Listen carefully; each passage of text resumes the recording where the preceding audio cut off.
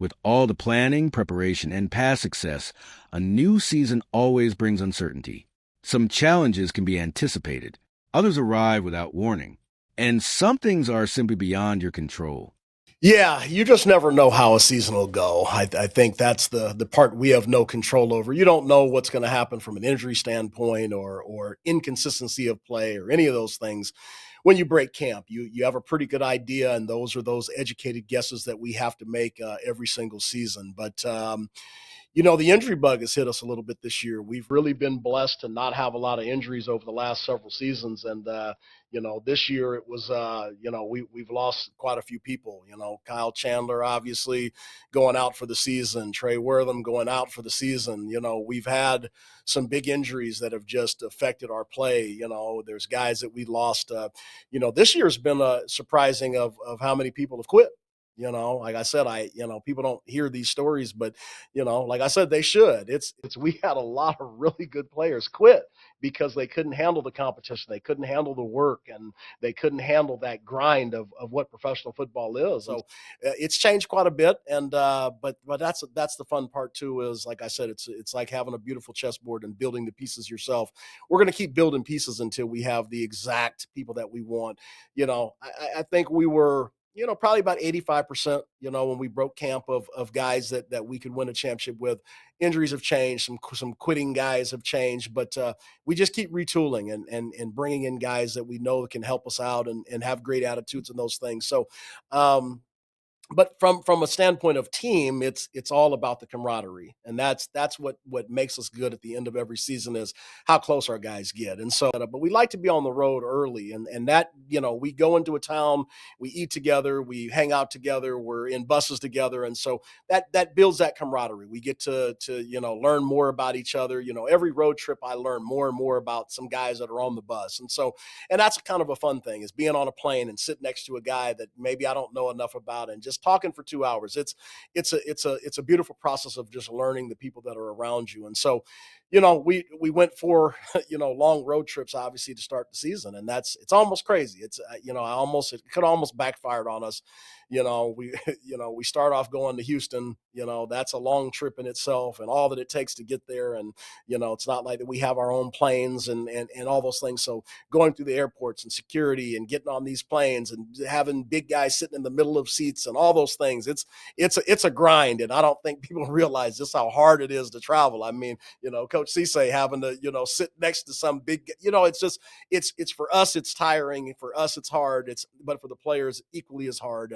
And so going through that, then we end up going, out to Oregon, and we're coming back on each of these trips. Then we go to Seattle and come back. And then we have a home game, a big opponent, and playing another undefeated team that's a very talented team. And then we go back on the road and go to Michigan. It took a lot out of us. I really know that in the Washington game and in the Michigan game, I could see us, running out of gas. And so I love that it exposed some good things and some bad things. And for me, from that standpoint, I love to find that out early because now I can make my adjustments. I can make some changes. I can find some guys that maybe can help us better, maybe even bring back some guys that were in camp that we cut. So all those things are really good for me from a standpoint from the top down. But, like I said, at the end of the day, we've got a really good football team. We're younger than we've been in the past, and I love that part of it as well.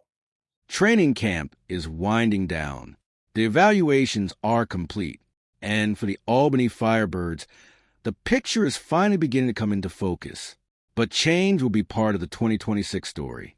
We're always going to take a look at who's being cut. That's always an important thing, and but also in that process is why did you get cut? That's also a tough part too. And the one thing that we believe here is that we have the best coaching staff in the country, and no matter even if you were on a team that didn't build as much value, we always feel that we could take somebody from anywhere, put them in our system. If they'll buy in, that will make them better. And so it's always good having our whole coaching staff come back because we all truly believe that we can make anybody better.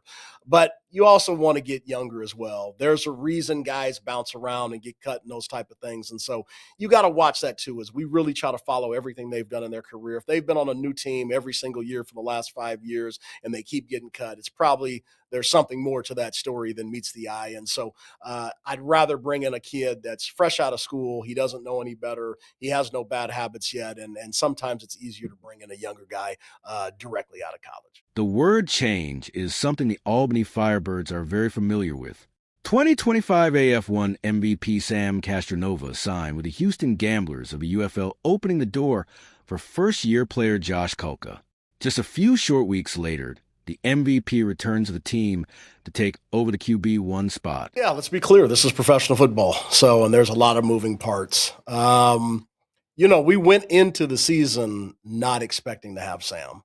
I feel if Sam was to have been in a training camp and they keep three quarterbacks, Sam would have found his way into one of those three spots. So, first going in the offseason, I did not expect to see Sam.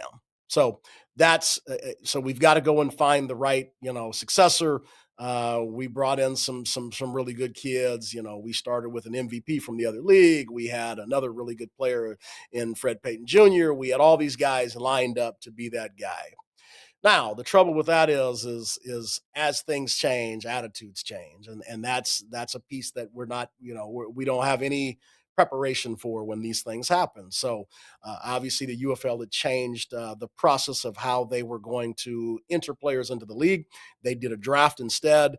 Obviously, drafts aren't made for small school players. Drafts are made for guys from Florida State and Miami and again Ohio State. Those guys are going, and so in the draft process, obviously, none of our smaller school guys were picked up, and that meant they weren't going to get a shot to go to training camp. So that left them out in the cold. So again, getting Sam back, it was a little bit into training camp, we get him back. It's business as usual. He jumps in, he does little things. Obviously, Josh had been taking, him and Rob had been taking a lot of the first unit reps. So we were prepared to play and probably would have kept Josh and Rob as our two quarterbacks. But things change. Professional football. Sam comes back. Obviously, Sam's at the top of his game. It's him and I have spent several seasons together. We've built a wonderful relationship on and off the field. It's something that is very comfortable for the both of us. We're going to put in the work together. We know how each other think. We know how each other are going to react to certain things, and we have our eye on the same prize. And so obviously I'm not going to pass that up. So getting him back, but again, you got to remember it also going to hurt the feelings of the guys that are here. So once I sign Sam back, all of a sudden all the social media starts popping up. It's going to hurt the feelings of the people that are here. Obviously, I need to talk to Rob. I need to talk to Josh. Hey, here's the situation. He's back. You go from thinking maybe I have a chance to be a starter to not that I don't have a chance, but unseating Sam's going to be very difficult. So in that process, it changes the attitudes of some of the guys around. Once we went to Sam and Josh, obviously we had whittled down to our two quarterbacks. Literally a day later, I trade Rob to Oregon to help their franchise out. And then Sam gets the call. So I try to get Rob back. They turned me down, which again, they know how I feel about that. Won't ever help them out again because he had not had a meeting, a practice, or anything. Could have gave him back, but whatever. It is what it is. Those are the things that happen at professional football. But now Josh is the starter. And so I've got to go from talking to Josh about the learning potential behind Sam and all of those things to now you're the guy. And so that's on game week of game number one. We're playing a tough opponent in Minnesota, a champion from another league. Our conversation has to quickly change. And that's what I love about Josh. Josh, again, all the meetings during the day, the practice, our team meetings, and every single night he wants to jump on a Zoom. And that separates him from anybody else. I saw how he wanted to be great. So you can't, argue the results. In a perfect world, we're going to get Sam to get into a training camp in the UFL in 2027. If that happens, it's probably the last time I see Sam. It's great for the organization. It's great for him and his family. And he will go on and do some things, obviously, in the UFL that'll make our brand look very, very powerful. All those are great. Josh is going to be the future. There is people that have been calling, trying to trade for Josh and all these things. Even his agent called, hey, there's people asking me about a trade. And I said, absolutely not. Josh is our future. Building a championship caliber roster comes down to more than just talent. Character matters. I mean, we obviously recruit, character. So it's part of the vetting process is just going through all of your character references and the things that you've done throughout the course of your career. Not to say that we're not a second chance for anybody. We will for the right people, but ultimately we want to bring really good people into the capital region. So personality really does, have something to do with it. I know earlier in my coaching career, you just look for the best players. And it doesn't matter how crazy they were or how rough around the edges they were. You just said, hey, this is a top level player and I'm signing him. But now I realize that that's not the greatest approach. For me, I got to want to be around you. You know what I mean? We spend a lot of time with these guys. I got to want to be around you. So if something rubs me the wrong way or something doesn't sit well with my soul as I'm having all these conversations with you before I sign you, I'll pass, even if you're a really good player, because all it takes is, like they say, one bad apple in a barrel can spoil the whole bunch. That's the same for a football team. You get one guy that it has some influence or he's a very fluent speaker or he, kind of takes on a leadership role and it's negative, it can ruin a lot of things on your football team. So I definitely spend a lot of time talking to these kids before they get here and definitely afterwards because at the end of the day, anybody that's not here for the right reasons or isn't happy that we chose them to be a part of this, I'm going to go ahead and get rid of. Each coach has their own coaching style. Players are expected to adapt very quickly. Right away. It's just about like I say, being grateful to do what we do. Understanding that it's like again, it's professional football.